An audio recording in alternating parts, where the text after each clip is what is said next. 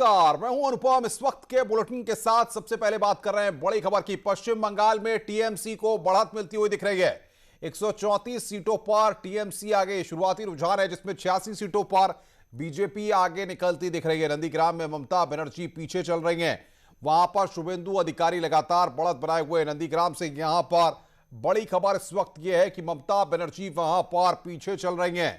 तो पश्चिम बंगाल में टीएमसी को फिलहाल शुरुआती रुझानों में बढ़त मिलती हुई दिख रही है। 134 सीटों पर टीएमसी आगे चल रही है। 86 सीटों पर भारतीय जनता पार्टी आगे है। और इल्माज न्यूज रूम से हमारे साथ सीधे यहां पर जुड़ रहा है, वॉर रूम से। इल्माज, टीएमसी यहां पर बढ़त बनाती हुई दिख रही है पश्चिम बंगाल में। शुरुआती रुझान अगर देखा जाए तो कहीं ना कहीं यह लग रहा है कि बंगाल में एक बार फिर ममता बनर्जी राज की ही वापसी हो रही है। देखिए अनुपम, अभी जो ट्रेंड चल रहा है, जो अभी ट्रेंड हम लोग देख रहे हैं बंगाल का, उस ट्रेंड में अभी दिखाई दे रहा है कि 137 सीट्स 137 सीट पे टीएमसी आगे चल रही है, बीजेपी 85 सीट पे आगे चल रही है।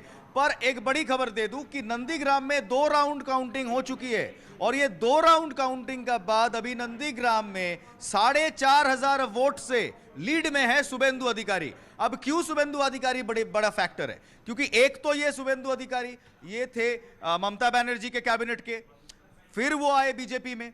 जब 2011 में जिस नंदीग्राम से ममता बनर्जी ने अपनी पहचान बनाई, मुख्यमंत्री बनी 2011 में वेस्ट बंगाल की, वही शुभेंदु अधिकारी आज उनके खिलाफ खड़ी है, ममता बनर्जी का खिलाफ इस चुनाव में खड़े हैं। और सिर्फ खड़े नहीं हैं, अभी 2 राउंड का बाद में हम लोग देख रहे हैं 4,500 वोट से लीड है। ये हम लोग देखा है चुनाव के पहले शुभेंदु अधिकारी ने खुद ये चैलेंज किया था कि 50,000 का लीड से वो इस बार चुनाव अगर फिगर्स पर बात हो पाए, जरा जानिए आप लोगों से वहां पर क्या फिगर्स, अभी करंट फिगर्स क्या आएंगे और 5 जगहों पर क्या तस्वीर उभरती दिख रही है, और बंगाल की जो नेट टू नेट की फाइट हम देख रहे हैं उसमें क्या फिगर्स है, जरा जानिए जरा।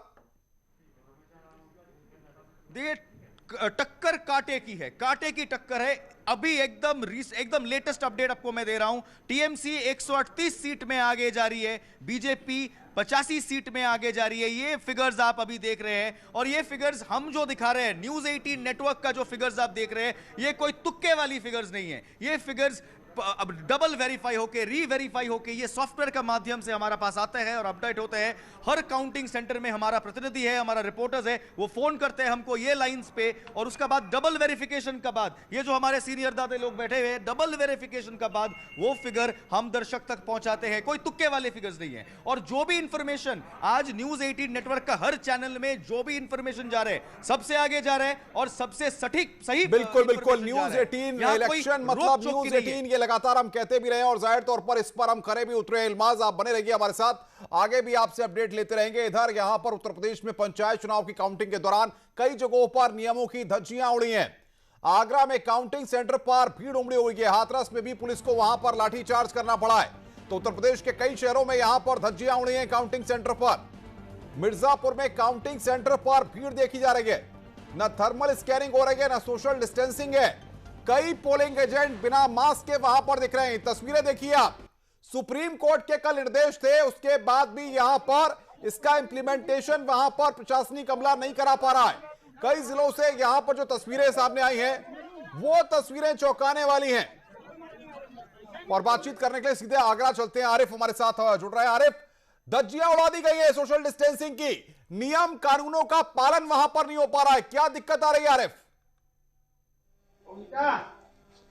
देखिए अनुपम, सुप्रीम कोर्ट ने साफ तौर पर कहा था कि हर हाल में जो कोरोना को जो प्रोटोकॉल है उसका पालन किया जाए, लेकिन आगरा का प्रशासन पूरी तरह से ढीठ बना हुआ है। उसको कोई फर्क नहीं पड़ता कि सुप्रीम कोर्ट ने आदेश दिया है या लोग मर रहे हैं। लगातार सोशल डिस्टेंसिंग की धज्जियां उड़ाई गई। सुबह से लेकर अब तक लगातार सारे जितने भी काउंटिंग सेंटर है वहां पर भीड़ जमा है, यानी कि जो सोशल डिस्टेंसिंग होनी चाहिए वो मेंटेन नहीं हो पा रही। इसका जिम्मेदार सीधे तौर पर प्रशासन है, क्योंकि जब कोर्ट ने आदेश कर दिए गए, लोग मर रहे हैं, तमाम पेशेंट आ रहे हैं, उसके बाद भी अगर प्रशासन नहीं जाग रहा है, क्यों थर्मल स्कैनिंग नहीं की जा रही है, क्यों सैनिटाइजिंग की व्यवस्था नहीं की जा रही है, क्यों सोशल डिस्टेंसिंग नहीं की जा रही है, ये सवाल प्रशासन के ऊपर है अनुपम, और इसका जवाब प्रशासन को देना होगा। और इसको लेकर देखिए, मैं अनुपम फिर कह रहा हूं कि इसको लेकर सरकार को एक्शन लेना होगा, क्योंकि जिस हिसाब से लोगों की हालत खराब होती जा रही है और सोशल डिस्टेंसिंग का पालन नहीं हो रहा है, तो इसको लेकर सरकार को आगरा के प्रशासनिक अधिकारियों पर कार्रवाई करनी होगी। सवाल यहां पर ये जो प्रत्याशी हैं, जो उनके समर्थक हैं, इनको ये पास तो प्रशासनिक अमले ने दिए होंगे, तब आपने क्या आंख मूंद ली थी कि आप कितने पास जारी कर रहे हैं?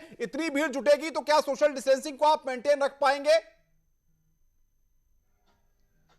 देखिए बिल्कुल पूरी तरह प्रशासनिक फेलियर है। जब पता है कि बड़ी संख्या में एजेंट आएंगे, बीडीसी मेंबर के एजेंट होंगे, प्रधानी पद के जो एजेंट होंगे वो होंगे, जिला पंचायत के जो प्रत्याशी उनके एजेंट होंगे, यानी कि बड़ी संख्या में भीड़ होनी है। ये तो कॉमन सेंस की बात है। अगर ये कॉमन सेंस अगर का प्रशासन नहीं समझ रहा है तो साफ तौर पर इनका फेलियर है, या यूं कहें कि जानबूझ के पूरा ड्रामा कर रहे हैं। अगर उनको कोविड रोकना है, अगर कोरोना से लड़ाई लड़नी है, तो बड़ी संख्या में, बड़ी तादाद में एक्शन लेना होगा, क्योंकि जिस हिसाब से लापरवाही बरती जा रही है अनुपम, ये घातक सिद्ध होगी। देखिए बहुत कई बार देखा गया पंचायत चुनाव में तमाम तरह की भीड़ इकट्ठी हुई, सोशल डिस्टेंसिंग तब भी धज्जियां उड़ी, लेकिन आज काउंटिंग के बाद भी प्रशासन, जब सुप्रीम कोर्ट कह रहा है कि हर हाल में कोरोना का जो प्रोटोकॉल है वो फॉलो होगा, लेकिन हालात क्या है आप और एक सवाल यह आंकड़ा देश भर में 4 लाख को पार कर गया है, आज 3,92,000 है, उसके बाद भी लोग वहां पर मास्क लगाए हुए नहीं दिख रहे हैं। इतनी बड़ी लापरवाही बरती जा रही है और प्रशासनिक अधिकारी कोई कदम क्यों नहीं उठा रहे हैं? देखिए प्रशासनिक अधिकारी पूरी तरह से फेल है। मैं फिर कह रहा हूं कि प्रशासनिक जो अमला है पूरी तरह से फेल दिखाई दे रहा है। वो कोई काम नहीं करना चाहता। इतना बड़ा हाहाकार मचा हुआ है पूरे देश में, लोग लाखों की संख्या में पीड़ित हैं, हजारों की संख्या में रोजाना मौत हो रही है, उसके बाद आखिर क्यों नहीं जग रहा है? क्यों लगातार इस तरह की लापरवाही की जा रही है? तो प्रशासनिक बड़ी लापरवाही है अनुपम। और देखिए फिर मैं तुम्हारा ये बात दोहरा रहा हूं कि हर हाल में सरकार को आगरा के प्रशासनिक अधिकारियों पर कार्रवाई करनी होगी, क्योंकि सुप्रीम कोर्ट साफ तौर पर बोल चुका है कि हर हाल में कोरोना का प्रोटोकॉल। अरे बने रहिए आप हमारे साथ, न्यूज़ 18 लगातार कह रहा है, इस सवाल को खड़ा कर रहा है, क्यों ये लापरवाही बढ़ती जा रही है? एक जिम्मेदार न्यूज चैनल होने के नाते इन तस्वीरों को दिखा करके हम ये सवाल खड़ा कर रहे हैं कि आखिर ये जो तस्वीरें आप स्क्रीन पर देख रहे हैं, ये तस्वीरें धज्जियां उड़ाती हुई दिख रही है साफ तौर पर। कोरोना की जो गाइडलाइंस है, जो प्रोटोकॉल है, उनका उल्लंघन किया जा रहा है। ना वहां पर लोग मास्क लगाए हुए हैं, ना सोशल डिस्टेंसिंग बरती जा रही है और ना ही थर्मल स्कैनिंग हो रही है। आखिर जिन प्रशासनिक अधिकारियों ने जिले में बैठ करके पास जारी किए हैं प्रत्याशियों को और उनके समर्थकों को या उनके एजेंट्स के लिए, तब उन्होंने इस बात का ख्याल क्यों नहीं रखा कि अगर इतनी भीड़ वहां पर काउंटिंग की जगहों पर आएगी तो कैसे कोविड गाइडलाइंस का पालन हो पाएगा? यह अपने आप में बड़ा सवाल है। न्यूज़ 18 उत्तर प्रदेश जिम्मेदार न्यूज चैनल होने के नाते यह सवाल खड़ा कर रहा है। आरिफ बने हुए लगातार हमारे साथ। आरिफ, क्या अफसरों की नींद जागी है? अब तक कोई कदम वहां पर उठाया गया है? देखिए अनुपम, मुझको नहीं लगता कि आगरा के प्रशासन कभी जागेगा, क्योंकि लगातार 1 साल से मैं देख रहा हूं लोग कोरोना की मार से झेल रहे हैं, लेकिन प्रशासन के अधिकारी पूरी तरह सोए हुए हैं, उन्हें कोई फर्क नहीं पड़ता। देखिए सरकारी जो बंगले हैं उनमें अधिकारी आराम से रह रहे हैं। हालांकि कुछ जो अधिकारी है कोरोना पॉजिटिव जरूर है, लेकिन कुछ अधिकारी ऐसे हैं जो आराम से रह रहे हैं, उन्हें कोई मतलब नहीं है कहां क्या हो रहा है, कोई फर्क नहीं पड़ता। देखिए लगातार वीकेंड कर्फ्यू चल रहा है, लेकिन वीकेंड कर्फ्यू कहीं पालन नहीं किया जा रहा है। साफ तौर पर हर हाल में लापरवाही प्रशासन की है। और देखिए फिर मैं बात दोहरा रहा हूं कि जब तक कार्रवाई नहीं होगी, जब तक प्रशासनिक अधिकारी करेंगे लखनऊ का अनामिका सिंह हमारी संवाददाता, उनके साथ उत्तर प्रदेश सरकार के मंत्री सिद्धार्थनाथ सिंह है। अनामिका, जानिए आप सिद्धार्थनाथ सिंह जी से कि कोविड गाइडलाइंस का पालन मतगणना स्थल पर नहीं हो पा रहा है और जो परिणाम अब तक जो रुझानों में सामने आ रहे हैं उस पर क्या रिएक्शन वो देंगे?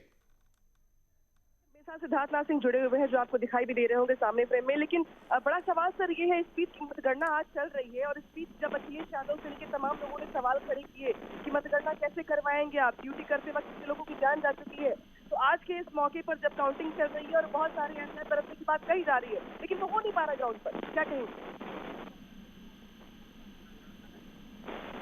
याद हर तरीके से बरता जा रहा है और उसके लिए चुनाव आयोग ने भी सतर्कता के लिए कहा गया है, सभी लोगों को कहा जाता है, मगर अखिलेश यादव जी और अन्य विपक्ष के लोग थोड़ा सा जानकारी लेके करें।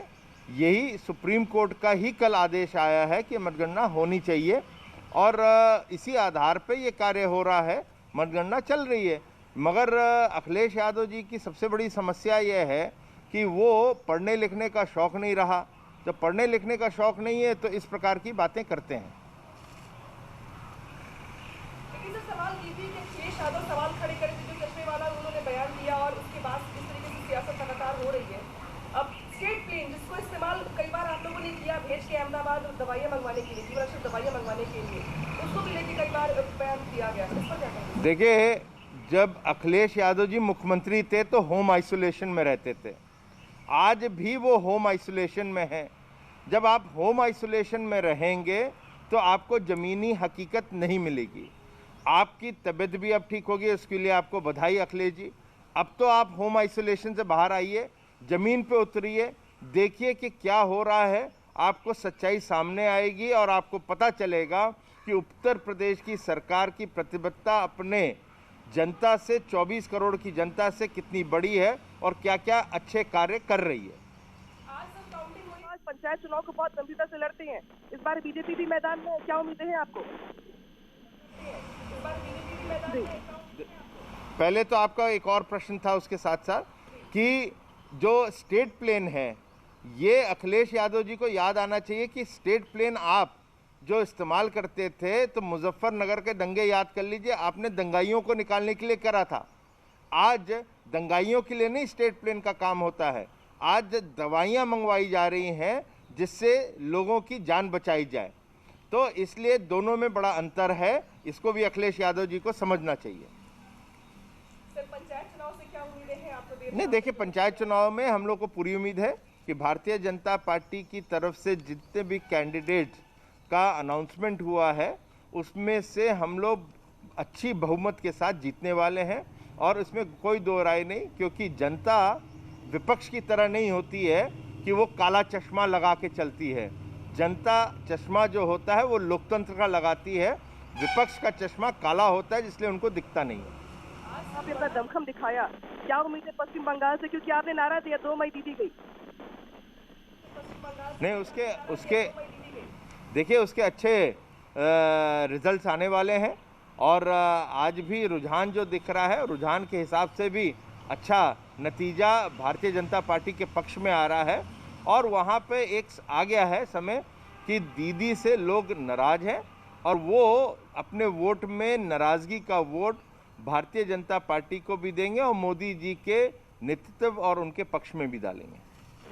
तो अनुपम, ये सिद्धार्थनाथ सिंह है जो लगातार ये बयान देकर के जिस तरीके से कोरोना मैनेजमेंट के बीच में विपक्ष के लोगों का आरोप भी है और तमाम सवाल खड़े किए जा रहे हैं अखिलेश यादव की ओर से, प्रियंका गांधी की ओर से, उस पर सिद्धार्थनाथ सिंह जवाब दे रहे थे और ये बता रहे थे कि स्टेट प्लेन जिसको लेकर अखिलेश यादव बयान दे रहे हैं, उसी स्टेट प्लेन को सरकार की ओर से अब तक 5 से 7 बार रेमडेसिविर से लेकर तमाम इंजेक्शन के लिए, दवाइयों के लिए अलग अलग जगहों पे भेजा गया है और उसका इस्तेमाल किया जा रहा है। इसके अलावा पंचायत चुनाव जिसके लिए तमाम प्रयास बीजेपी की ओर से भी किए जा रहे थे। बिल्कुल बिल्कुल अनामिका, लेकिन हम चाहेंगे सिद्धार्थनाथ जी, तमाम जो बीजेपी के प्रत्याशी हैं, जो कार्यकर्ता हैं या जो एजेंट हैं, जो तमाम मतगणना स्थल पर मौजूद है, क्या उनसे कोई अपील करेंगे? क्योंकि सोशल डिस्टेंसिंग की धज्जियां उड़ रही हैं कई जिलों में, तो तस्वीरें ऐसे में कम से कम अपने कार्यकर्ताओं तक तो मैसेज कर सकते हैं। एक सरल सवाल आपसे ये भी होगा कि किस तरीके से आज आप बीजेपी के कार्यकर्ताओं से अपील करेंगे कि मतगणना के दौरान वो सोशल डिस्टेंसिंग का पालन करें और कम से कम जुलूस, जिस पर रोक लगाई भी गई है कि जुलूस नहीं निकालना है, आपको भीड़ नहीं लगानी है। देखिए, पहले खाली इलेक्शन कमीशन का नहीं है, हाई कोर्ट का निर्देश नहीं है, भारतीय जनता पार्टी के सभी नेताओं का एक प्रकार से अनुरोध है और निर्देश भी है कि ये विजय जुलूस नहीं निकलेगा और इसका अनुपालन 100% होना चाहिए और ऐसा होएगा, ऐसी मेरी उम्मीद है। जहाँ तक कि जो मतगणना चल रही है उसके अंदर सोशल डिस्टेंसिंग का पूरा पालन कर रहे हैं और जहाँ तक कि मुझे खबर आई है और उनको मेंटेन भी करना है, चाहे कुछ भी हो जाए, सोशल डिस्टेंसिंग, मास्क पहन के सब चीज़ करना है, हर प्रोटोकॉल का कोविड का ध्यान रखना चाहिए।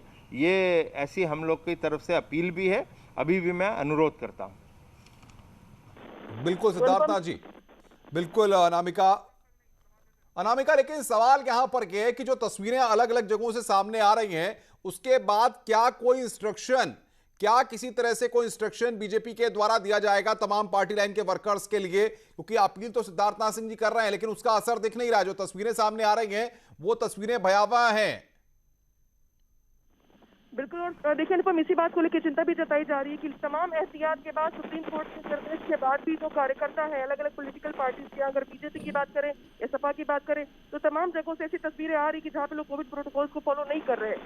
सर, सवाल आपसे ये है कि क्या बीजेपी के कार्यकर्ताओं को आप खास तौर पर ये कहेंगे कि वो इस प्रोटोकॉल को ना तोड़े, और कैसे उनको बताएंगे आप कि भाई सुप्रीम कोर्ट ने भी कहा है अगर कि आप काउंटिंग करवाइए तो पूरे प्रोटोकॉल को फॉलो भी करवाइए? नहीं, उन लोगों को हम लोग की तरफ से निर्देश गए हैं, हर जिला अध्यक्ष को दिया गया है, उसके साथ नीचे तक की पहुंचाया गया, हर इकाई को पहुंचाया गया और उन लोगों को पालन करना पड़ेगा। और मेरा ये भी अनुरोध रहेगा कि हर डीएम, एसडीएम और सभी को भी जो आरओ हैं उन लोग को भी निर्देश है कि इलेक्शन कमीशन ने जो कहा है उसका पालन करवाया जाए। और ऐसे भी इलेक्शन कमीशन के तहत आ जाते हैं उन लोग, तो उसमें भी कोई कड़ाई करनी है तो वो जरूर करें।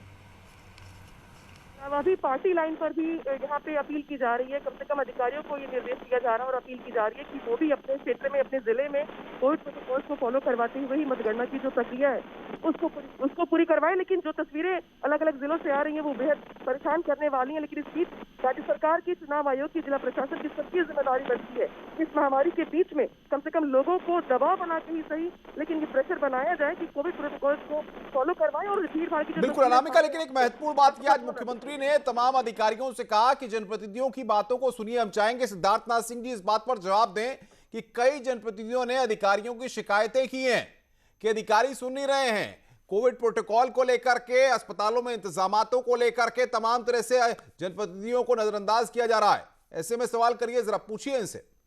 ये बड़ा सवाल है अनुपम, क्योंकि इस बीच चिट्ठियों का दौर भी बहुत चला है। बहुत सारे जनप्रतिनिधियों ने चिट्ठी लिखकर मुख्यमंत्री योगी आदित्यनाथ को ये सवाल पूछा है कि आखिर इतनी जो मौतें हो रही हैं या उनके विधानसभा क्षेत्र में जो मौतें हो रही हैं उसमें लापरवाही सामने आ रही है। अधिकारियों की शिकायत इन्होंने की है और ये सवाल मैं सिद्धार्थनाथ सिंह जी से भी पूछूंगी कि सर, जिस तरीके से जनप्रतिनिधियों ने चिट्ठियां लिख के ये बताया कि उन्हें इलाज नहीं मिल पा रहा, उनके क्षेत्र में लोगों को रेमडेसिविर इंजेक्शन नहीं मिल पा रही है, ऑक्सीजन की किल्लत है, और बाकायदा उन्होंने मुख्यमंत्री को पत्र भी लिखा है, तो इन पत्रों के जवाब में क्या कहेंगे आप कि कहाँ चूक हो रही है?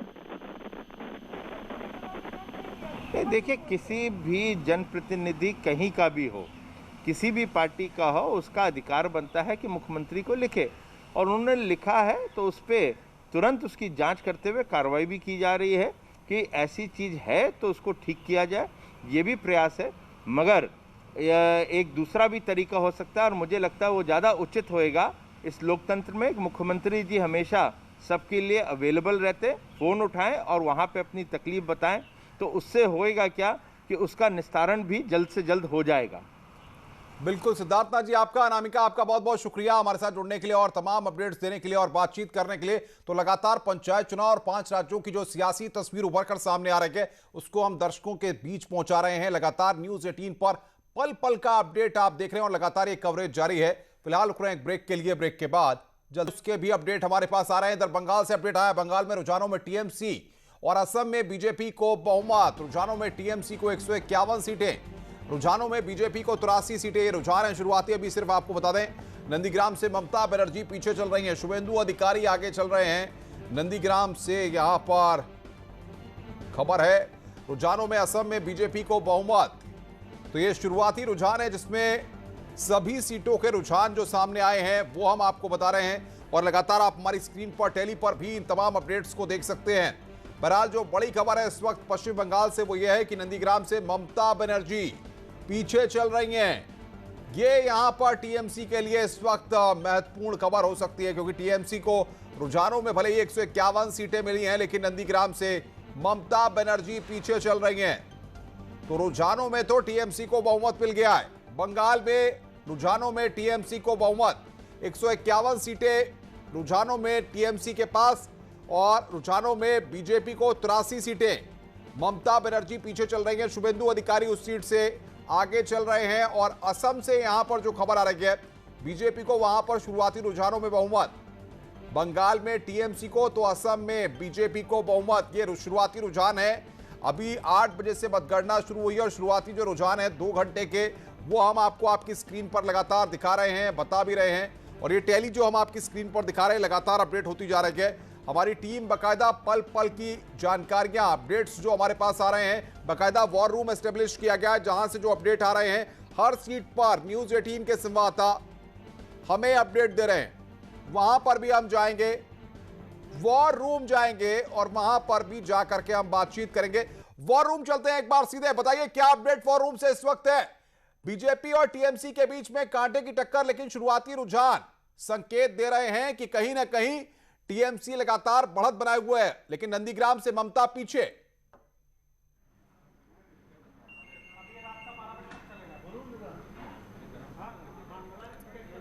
क्या क्या तस्वीर वॉर रूम में उभर रही है, बताइए इस्मा। एकदम अभी जो हम लोग देख रहे हैं कि ममता बनर्जी तो जो 2 राउंड्स के बाद जो हम लोग देख रहे हैं, ममता बनर्जी जो ट्रेंड है वो 4,500 वोट से पीछे है।